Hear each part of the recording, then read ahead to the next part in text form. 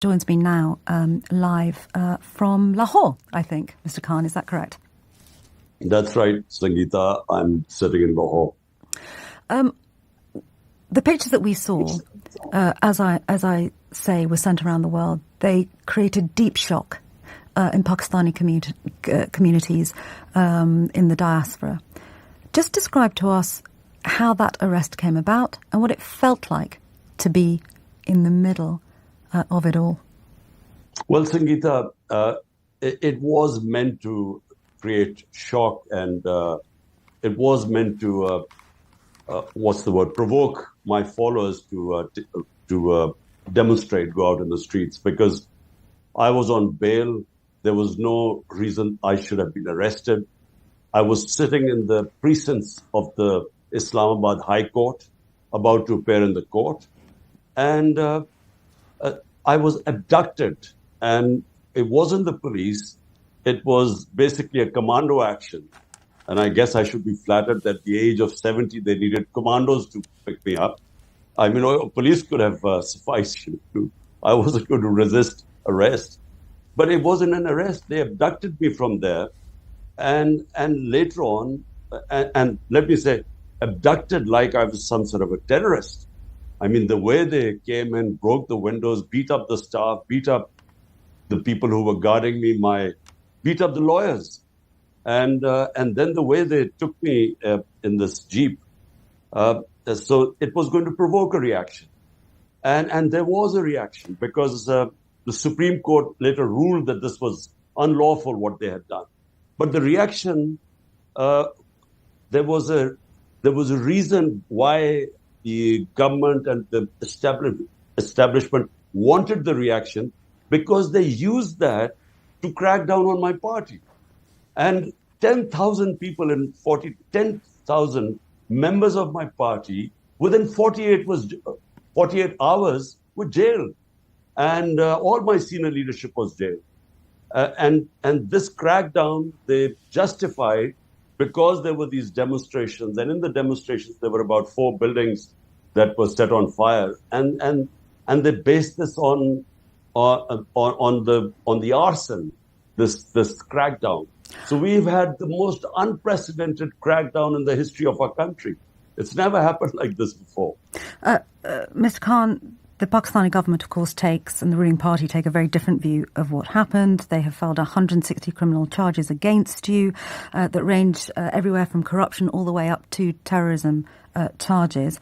The Interior Minister, Rana Sanullah, accused you of personally planning the attacks on military installations in the past, and they say that you are somebody who is attempting to destabilize democracy in Pakistan. What would you say to that? Well, firstly, there were already 140 cases on me before this incident. So 140 cases of 40 or 50 of terrorism and blasphemy and 2 of corruption and so on. I mean, sedition, treachery against the government and so on. So this only triggered more cases. While I was in jail, I mean, I was completely cut off from everyone. I mean, since then, I've had 30 more cases on me. So, which again include terrorism and so on. But my point is that surely there should have been an independent investigation of what happened after I went to jail. Surely this arson should have been investigated independently. Bear in mind that there were 25 non-violent people protesting peacefully were shot dead.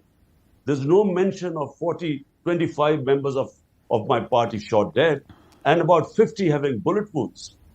Some have, 2 have lost their legs. One is, paralyzed. So there's no mention about what happened, the crackdown that took place. So there's no independent investigation. Understood. We claim that this arson was deliberately done to actually justify this crackdown. We believe that this was exactly what happened when Adolf Hitler used in 1933, the arson in the German parliament, in the Berlin parliament. He used that to crack down on the communists and just finished off all opposition. I understand your point. This is what's happening here. I understand your point, which is that you're accusing the Pakistani government or the Pakistani ruling party of trumping up claims against you and inciting violence in order that they can find a reason to arrest you. On the 7th of June, Al Jazeera reported that you had been formally named in connection with the killing of a lawyer who had accused you of high treason. What would your reaction to that be? Look, this was one of the cases which subsequently was thrown on me. A lawyer out of 150 cases, that now it's 170 cases, then 150. One case was of a lawyer having a sedition case against him. It was so insignificant, that case, that it doesn't even register on my radar. Out of 150 cases, why would I worry about an additional case? So this lawyer gets assassinated. The wife says it's a family feud. The son initially claimed it was a family feud. Then he was kept by the authorities for 12 hours, and then he changed it to blaming me for the murder. Obviously, I'm going to contest it. It's a joke. But let me just say one thing. Look, why is the government doing this?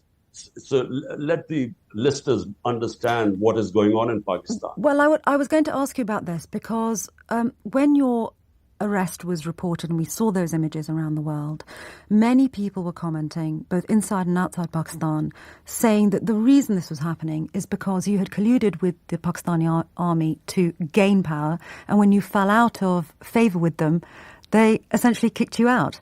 And they're going to ensure that you no longer have a part to play in Pakistani politics. Well, partly correct, because in 2018, when we won the elections, we did not collude with the Pakistan army. We won the election, but half of it is right that the army did not oppose us. So if at that time, if the army had opposed, it is arguable that they are so powerful that we might not have won the elections. But subsequently, since I've been ousted from power, the army or the military establishment is siding with the government parties. There are 12 of them. Now, in the 37 by-elections since then, since me being out of power, my party has swept 30 of them. Now, all opinion polls say that the rating of my party is 70-80% above, which is why the government is petrified of elections. They violated the Supreme Court verdict, which was supposed to hold elections on the 14th of May. They refused because everyone knows that whenever there are elections, my party will win. So instead, what they're doing is trying to ban the party. So because they can't play the match, they want a technical knockout. And hence, all these 170 cases. Remember, I am known in this country for 50 years. I never had one criminal case against me. How come there are 170 in the last few months? So no one believes what's going on. And well, what many commentators will say, Mr. Khan, is that the reason you have this long string of allegations and criminal charges brought against you is because Pakistan has not been a functioning democracy for very, very many years now. And it is essentially a country that is run by the army. And it's interesting hearing you say that when you won power, the army didn't oppose you. In other words, they allowed you into government, and now they are disallowing you from government. That's the greater problem here, isn't it? That democracy just simply isn't thriving in Pakistan. What's the solution to that? Well, you're right in a way. Half our history, we've been ruled by a 70-year history. Half has been ruled by military dictators. The other half by these two families. So I am a newcomer. I came out, 3.5 years was an anomaly in Pakistan. Now, your point is right that the military establishment, once it removed me, and establishment means the army chief. It's not some democratic institution. It's just one army, the chief, when he takes a decision, the disciplined army follows it. So he took a decision that I had to be ousted. What he expected was that my party would finish, as is normally whenever an establishment goes against a party, it has no chance of winning. But instead, the most incredible thing happened, in our first time in our history, unprecedented, that despite the establishment opposing me, we sweep all the by-elections. Hence came the assassination attempt on me in November, once we had won these 30 out of 37 by-elections. Then they wanted to remove me from the way. I had another assassination attempt on the 18th of March this year. And since then, once I survived that, I think this is now the last card of actually banning the party. Banning the biggest party means you are actually dismantling democracy in Pakistan. This is the main issue right now. What keeps you going? Your critics accuse you of wanting to make money. That's one of the many allegations and charges brought against you. Your critics say it's about money, it's about power. Your life has been directly under threat. There have been 2 assassination attempts against you. You've got the army, who have controlled politics in Pakistan for many years. What is it that is really motivating Imran Khan to keep going? Well, Sangeeta, look, people who want money do not risk their lives. I mean, what's the point of dead people can't use money? So who would take a risk when you've already had 2 assassination attempts? There was a third one which I preempted, and I was lucky because I found out beforehand. So who would risk their life for money? Look, for me, the reason why I came to politics in 27 years ago, when I did not have to, I was the biggest name in the country. I had whatever money I needed. I had enough of money, love and respect. Why would someone spend 22 years of their lives struggling and basically being in the wilderness? I mean, out of this time, 15 years I was in the wilderness, an outsider. No one thought I had a chance. Why would someone do that for financial gains when you had ample opportunity to do anything and make money? And secondly, power. Well, power to see my country a democratic country, rule of law, and where did I get inspired, by the way? In Britain. When I first came in as a teenager in Britain, it was the first time I saw a functioning democracy.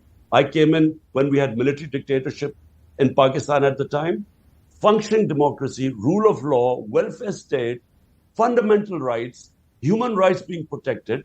That's what inspired me to start my movement 27 years ago, movement for justice, because justice brings rule of law, which brings real democracy, which means freedom, and which brings prosperity.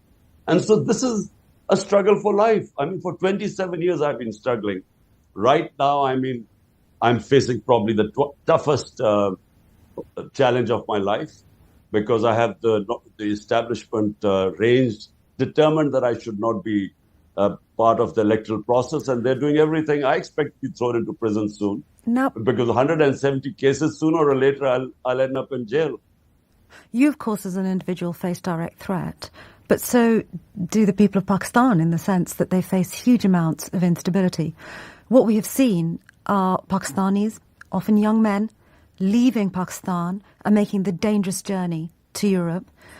Many of them were aboard a ship that sank in the Mediterranean.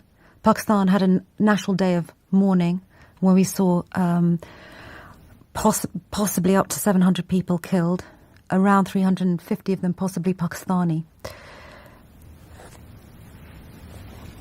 What would you say to the families of those young men? You were in power. You're now fighting it out with the Pakistani government. The army is holding sway as it likes. And yet we are seeing young Pakistani men dying in the Mediterranean as they try and flee your country to find stability. What would you say to their families? Well, look, Sangeeta, people go through the bad times provided they have hope. They think that, there's light at the end of the tunnel. So they go through tough times. What's happened in the last 14 months is unique. First time when my government was removed, it's never happened that hundreds and thousands of people came out in the street and protested. But what would you say to the families of those dead people? I'm coming to that. I'm trying to make you understand. So subsequently, what has happened is the instability, then the economy has tanked.